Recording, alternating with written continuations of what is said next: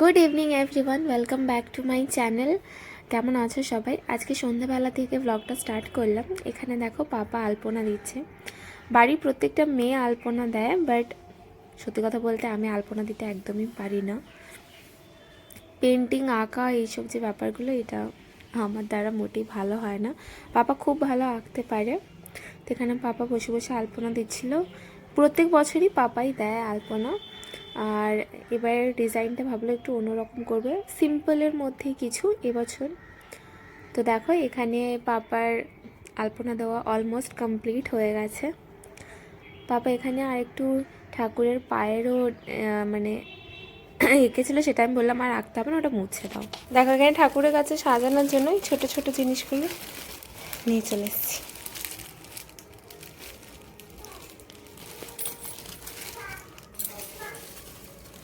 এবার এগুলো লাগিয়ে দিই।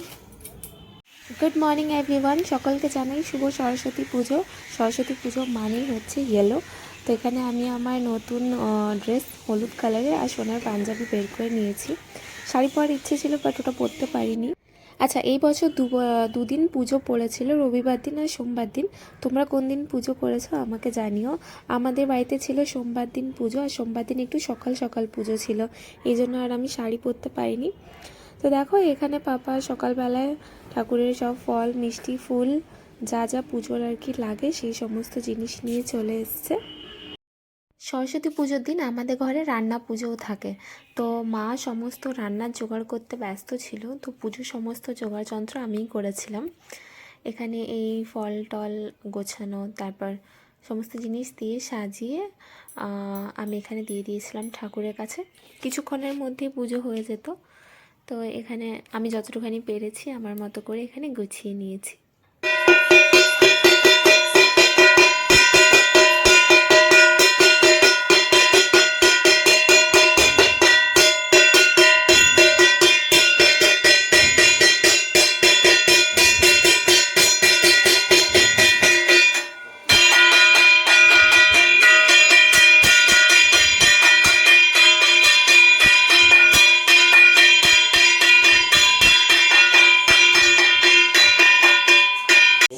এখানে বাবা বাবা, দেখি বাবুর পাঞ্জাবিটা। বাবা,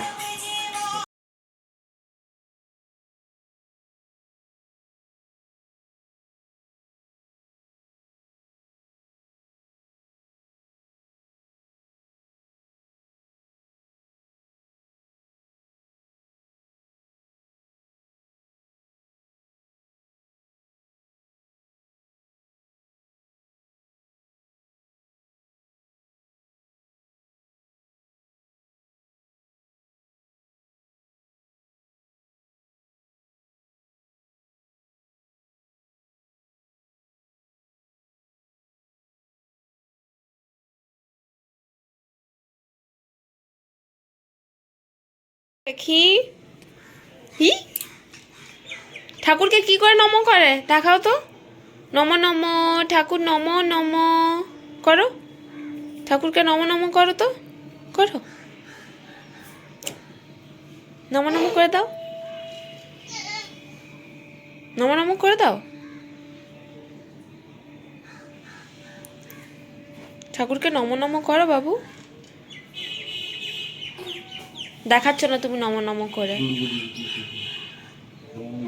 তোমার পাঞ্জাবিটা দেখাও, তোমার পুজোর নতুন পাঞ্জাবি দেখাও। হ্যাঁ হ্যাঁ হ্যাঁ, এই তো নমো নমো করো, ভালো করে করো। নমো বলো, নমো নমো। তুমি জানো আজকে কি সরস্বতী পুজো? জানো? বলো আমার প্রথম সরস্বতী পুজো। হ্যাঁ বাবু।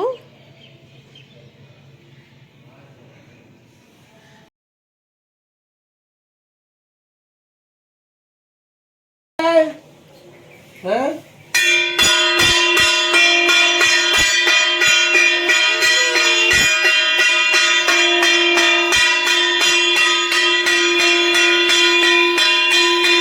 সরস্বতী পুজো মানেই কিন্তু একটা আলাদা আবেগ।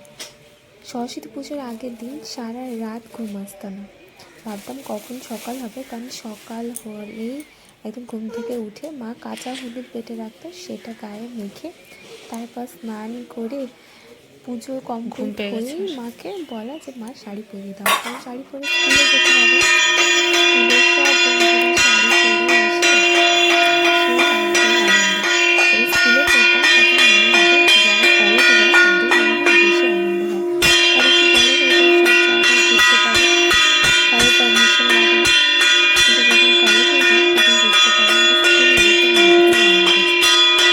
আর এখন স্কুল আর কলেজ দুটো লাইফকেই ভীষণ মিস করছি। সরস্বতী পুজোর দিন হলো স্টুডেন্ট লাইফের খুব মজা, কারণ সরস্বতী পুজো মানে সেই দিনটা পড়তে হবে না, ঠাকুরের কাছে সমস্ত বই জমা রেখে দেওয়া, আর তারপরে সারা দিন ঘুরে বেড়ানো, খাওয়া দাওয়া, এই হলো। ছোটবেলাটা খুব বেশি মিস করছি আজকে পুজোর দিনে। এই প্রথমবার যখন সরস্বতী পুজোয় আমি বাড়িতে যাব, বাইরের কোনো প্ল্যান নেই। তারপরে সোনার এটা প্রথম পুজো, তো ওকে নিয়েও ভীষণ এক্সাইটেড।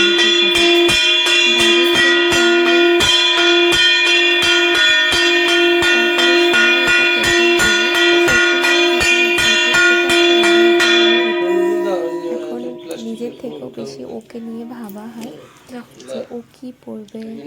ওর আগে যেরকম নিজের শাড়ি নিয়ে বেশি আমি কনসার্ন থাকতাম, এখন মনে হয় যে সোনাকে কী পরাবো, ওকে সরস্বতী পুজোর দিন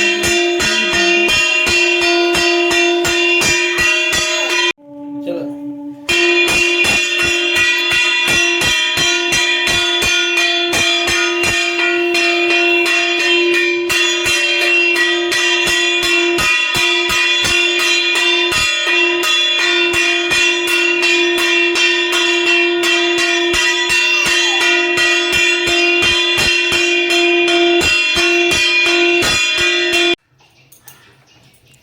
আচ্ছা, সরস্বতী পুজোর দিন যেহেতু আমাদের বাড়িতে রান্না পুজোও হয়, তো মায়ের কিন্তু সেদিন ডাবল ডাবল কাজ থাকে, প্রচুর চাপের একটা দিন, কারণ সকাল থেকে পুজোর জোগাড় যন্ত্র হয়, তারপর দুপুরবেলা থেকে রান্না পুজোর সমস্ত জোগাড় করতে বসতে হয়।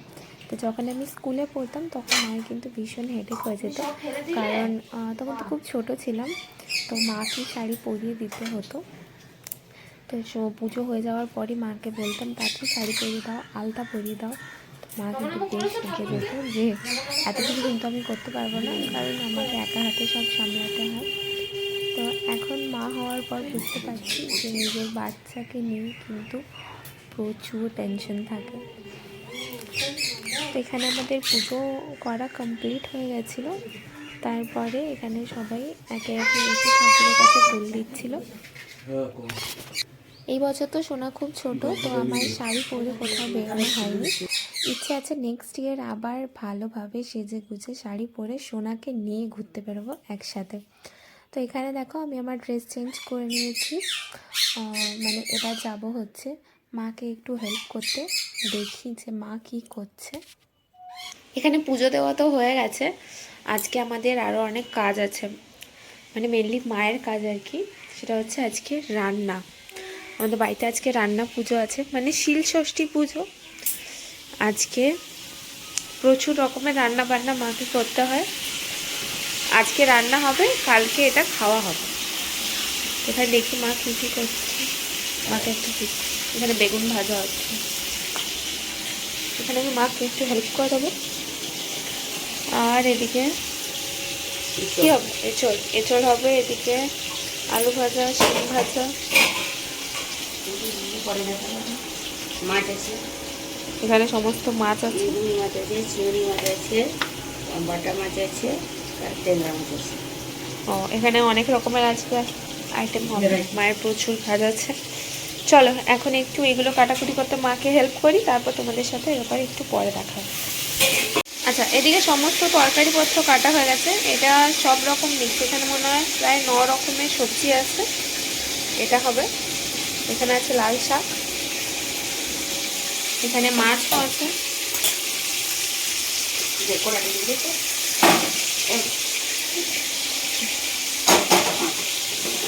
এখানে আছে কাতলা মাছ, আর এদিকে আছে চিংড়ি, এখানে চিংড়ি আছে, বাটা আছে, ট্যাংরা আছে। দেখি মা কি বানায়। আর এখানে সমস্ত ভাজাভুজি কমপ্লিট, আলু ভাজা, শিম ভাজা, বেগুন ভাজা। এদিকে এঁচড় কষার জন্য মা মশলা কষিয়ে নিচ্ছে আগে। এঁচড়ে কিন্তু একটু বেশ ভালো মতো তেল পেঁয়াজ দিতে হবে, কষা কষা ব্যাপারটা হবে। আচ্ছা, আমি এঁচড় কষার ডিটেলস ভিডিও এর আগে আমার ভিডিওতে শেয়ার করেছিলাম, তোমরা চাইলে চেক করতে পারো চ্যানেলে। আজকে আর ফুল ডিটেলস দেখাচ্ছি না, আজকে অন্য যে রান্নাবান্নাগুলো হবে সেগুলো ফুল ডিটেলসে দেখাবো। এদিকে মাছ ভাজা চলছে, এদিকে এসে কষানো চলছে।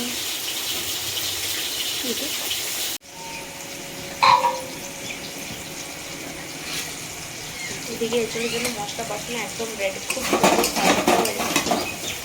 আর এদিকে হবে ওই চচ্চড়ি, মিক্স ভেজ।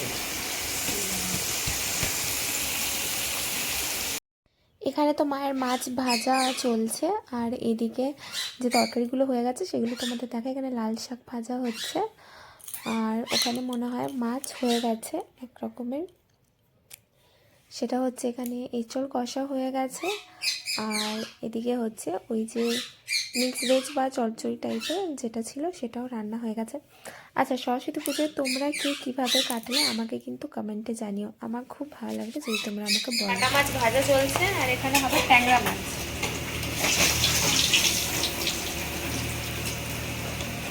বাটা ট্যাংরা, এখানে মাছের কালিয়ার জন্য মশলা একদম রেডি। এটাতে বেশ খানিকটা টমেটো বাটা দিয়েছে, টমেটো বাটা দিয়ে মাই মাছটা করছে।